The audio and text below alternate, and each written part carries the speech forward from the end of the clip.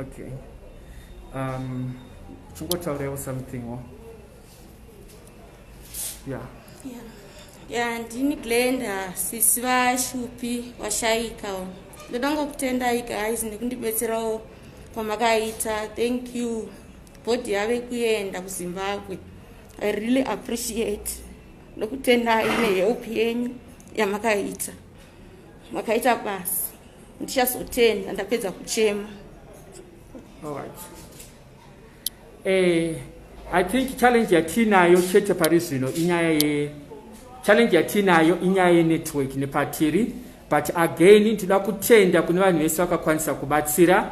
As you are seeing kuti nzvimbo yataitira tatongotsvago a small room yokungoto vanhu vaite service because parizvino havasi kubvumidza kuti paitike maservice nenyaya yecorona iyi.